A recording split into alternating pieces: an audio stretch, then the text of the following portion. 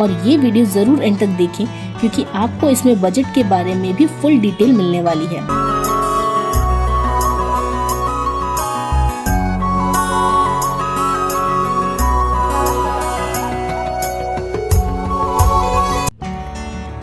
Hello everyone, welcome back to day 2 video of Rameswaram. Day 1 में हमने बहुत सारे प्लेसेस विजिट किए हैं जैसे राम सेतु, धनुषकोडी और भी जगह। अगर आपने हमारा डे 1 वीडियो नहीं देखा तो प्लीज हमारे चैनल पर जाके डे 1 वीडियो को जरूर देखें और लिंक आपको डिस्क्रिप्शन बॉक्स पर भी मिल जाएगी। अब चलते हैं डे 2 की आइटनरी की तरफ, जहाँ और भी इंटरेस्टिंग फैक्ट्स के बारे में आपको पता चलेगा। तो प्लीज वीडियो को लास्ट तक जरूर देखें और अगर आपको वीडियो अच्छा लगे तो लाइक, शेयर एंड सब्सक्राइब जरूर करें क्योंकि ये वीडियो फुल डिटेल वीडियो होने वाला है। तो चलिए स्टार्ट करते हैं डे 2 मणि दर्शन से।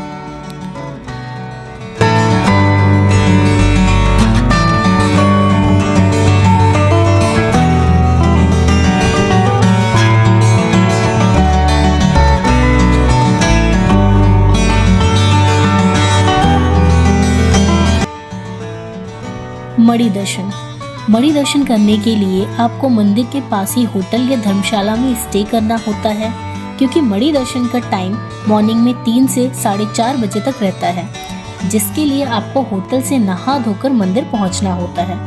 और यहाँ से चालू होता है असली मणि दर्शन स्कैम। यस, पहला स्कैम तो यहीं से शुरू होता है। आपको मणि दर्शन के लिए टिकट्स लेनी होती है।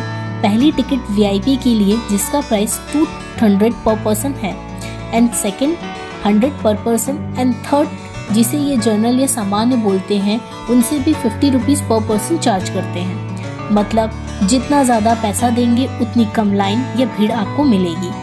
भगवान तो सबके लिए एक ही है, बस कुछ इंसानों ने उनके दर्शन के लिए नियम और शर्त अलग कर दी है। मैं सजेस्ट करूंगी आपको कि अगर आपके साथ आपके पेरेंट्स हैं जो सीनियर सिटीजन हैं तो आप 200 की टिकट लेकर अंदर दर्शन करें, और अगर आप यंग हैं, चलने और इंतजार की क्षमता रखते हैं तो 50 रुपीज देकर दर्शन कर सकते हैं। आखिर मकसद तो भगवान शिव के दर्शन का ही है। कुछ जल्दी दर्शन करते हैं तो कुछ थोड़ा लेट, पर दर्शन सबको मिलता है।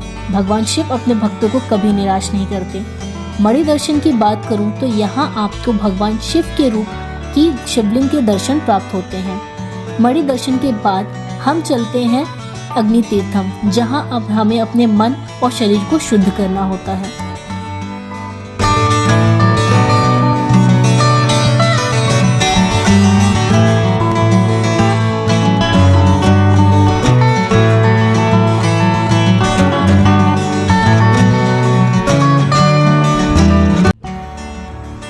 अग्नि तीर्थम में आने से पहले आपको मंदिर के बाहर ही बहुत सारे लॉकर रूम और चेंजिंग रूम मिल जाते हैं जिनके प्राइस 20 to 50 रुपीज से स्टार्ट होते हैं। क्योंकि आप स्नान के लिए जाने वाले हैं तो आपका फ़ोन या इम्पोर्टेंट चीज़ खराब ना हो, इसके लिए आपको लॉकर में रखना होता है। मंदिर के अंदर भी लॉकर रूम और चेंजिंग रूम की सुविधा अवेलेबल है। अग्नि तीर्थम मणि दर्शन के बाद आपको अपने मन, विचारों और शरीर को शुद्ध करने के लिए अग्नि तीर्थम में स्नान करना होता है। अग्नि तीर्थम का मतलब है अग्नि कुंड में स्नान या अग्नि कुंड से अपने आप को पवित्र करना। रामायण के अनुसार भगवान राम ने रामेश्वरम में अपने युद्ध के लिए भगवान शिव का आशीर्वाद लिया। इस प्रक्रिया को अग्नि तीर्थम कहा जाता है। राम जी ने ये अग्नि में स्नान करके अपने आप को पवित्र किया और अग्नि को अपना साक्षी बनाया, जिससे उन्हें भगवान शिव से आशीर्वाद मिल सके। ये अग्नि तीर्थम एक प्रकार से भक्ति और शुद्धि का प्रतीक है। अग्नि तीर्थम रामेश्वरम का एक प्रमुख तीर्थ स्थल है जो पवित्रता जल से भरा हुआ है। यहाँ स्नान करने से पापों से मुक्ति मिलती है और आत्मिक शुद्धता प्राप्त होती है।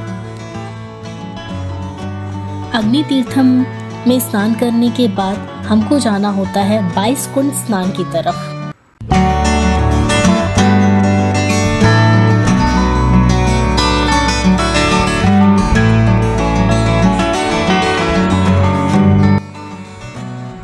बाईस कुंड स्नान ये है मंदिर का दूसरा बड़ा स्कैम।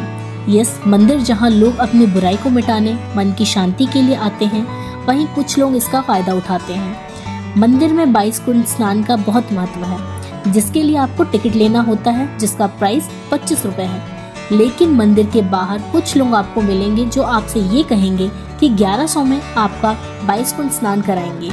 तो आप इस स्कैम का हिस्सा ना बने, क्योंकि जब आप मंदिर के अंदर जाते हैं तो आपको समझ आता है कि भीड़ के चलते कोई स्नान हो ही नहीं रहा है।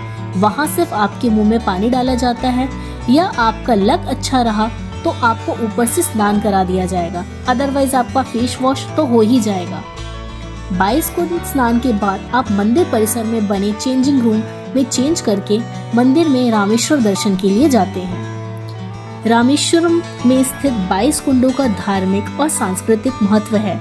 इन कुंडों का पानी बहुत पवित्र माना जाता है और श्रद्धालु इनमें स्नान करके अपने पापों से मुक्ति पाते हैं। ये कुंड रामेश्वर का ऐतिहासिक महत्व को दर्शाते हैं।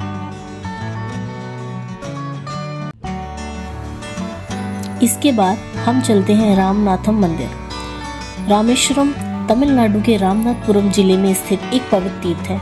यह हिंदुओं के चारों धामों में से एक है। रामेश्वरम को देश के सबसे पवित्र स्थानों में से एक माना जाता है। यहाँ भगवान शिव का रामनाथ स्वामी ज्योतिर्लिंग है। पौराणिक कथाओं के अनुसार भगवान राम जब 14 वर्ष का वनवास पूरा करके और लंकापति रावण का वध करके माँ सीता के साथ आए, तो ऋषि मुनियों ने उनसे कहा कि उन पर ब्राह्मण हत्या का पाप लगा है। इसलिए इस पाप से मुक्त होने के लिए उन्होंने रामेश्वरम में स्नान किया और ज्योतिर्लिंग की स्थापना की। रामनाथ मंदिर रामेश्वरम का प्रमुख मंदिर है, जहां भगवान राम और भगवान शिव की पूजा होती है। ये मंदिर हिंदू धर्म का सबसे पवित्र स्थलों में से एक है और यहाँ हजारों श्रद्धालु आते हैं। रामनाथ मंदिर परिसर में आपको 108 ज्योतिर्लिंग और गणेश जी की प्रतिमा देखने को मिलती है।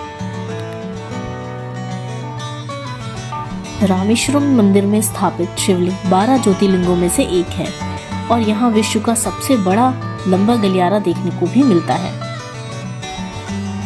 ऐसा माना जाता है कि भारत के उत्तर में काशी की जो मान्यता है, वही दक्षिण में रामेश्वरम की मान्यता है।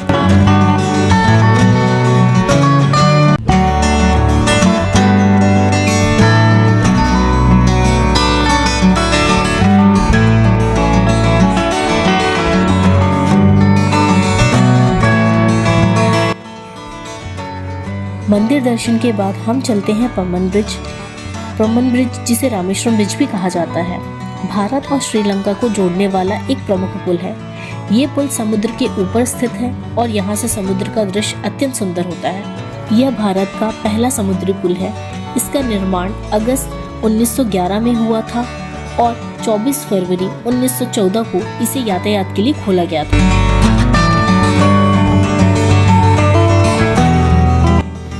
पम्बन ब्रिज से निकलकर हम चलते हैं एपीजे अब्दुल कलाम मेमोरियल। ये मेमोरियल भारत के महान वैज्ञानिक और पूर्व राष्ट्रपति एपीजे अब्दुल कलाम की याद में बनाया गया है। यहाँ उनकी जीवन यात्रा, उपलब्धियाँ और योगदान को सम्मानित किया जाता है। ये स्थल उनके प्रेरणादायक कामों को जानने और समझने का अवसर प्रदान करता है और यहीं से थोड़ी दूर पे है APJ Abdul Kalam house. APJ Abdul Kalam का बचपन रामेश्वरम में बीता है। उनके घर को अब एक संग्रहालय के रूप में परिवर्तित किया गया है, जहां उनके जीवन और उनके बचपन की यादें सजोई गई हैं। ये स्थल उनकी प्रेरणा और संघर्ष की कहानियों को दर्शाता है। इसके बाद हम चलते हैं रामापदम मंदिर। रामापदम मंदिर रामेश्वरम का एक और महत्वपूर्ण धार्मिक स्थल है, जहां भगवान राम के चरणों की पूजा की जाती है। ये मंदिर श्रद्धालुओं के लिए एक पवित्र स्थल है और यहाँ आने से आत्मिक शांति और आशीर्वाद मिलता है। रामापदम मंदिर का महत्व इतना है कि यहाँ पर लोग अपनी मनोकामना की पूर्ति के लिए आते हैं और यहाँ के प्रसादम की विशेष महत्वता दी जाती है। तो यहाँ पर खत्म होता है डे 2 ऑफ रामेश्वरम।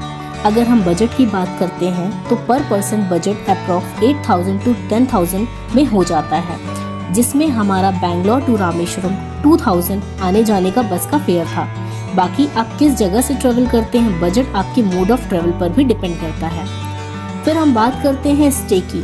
तो हमने होटल लिया था जिसका cost around 1,000 for non AC पर नाइट था, लेकिन आप धर्मशाला भी ले सकते हैं जिसका कॉस्ट नॉन एसी रूम का 500 to 600 में अवेलेबल होते हैं। फिर हम बात करते हैं खाने की।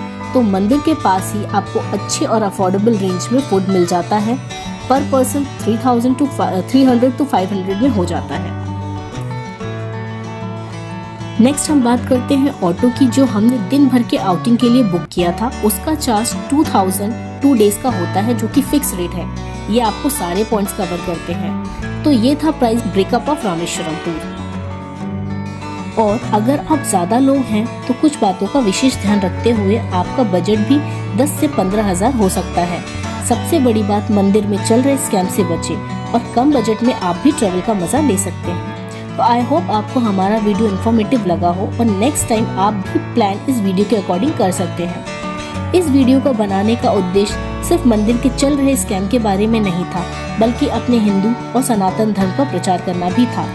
आज के टाइम में हमने अपने धर्म से जुड़ी बातें पता होना बहुत ज़रूरी है। सो ये था हमारा वीडियो। सो प्लीज़ अगर आपको थोड़ा भी इंफॉर्मेटिव लगा हो और आपके लिए ये और आपकी फैमिली के लिए इंफॉर्मेटिव था तो प्लीज़ लाइक, शेयर और सब्सक्राइब ज़रूर करें। हर हर महादेव, हरे कृष्णा।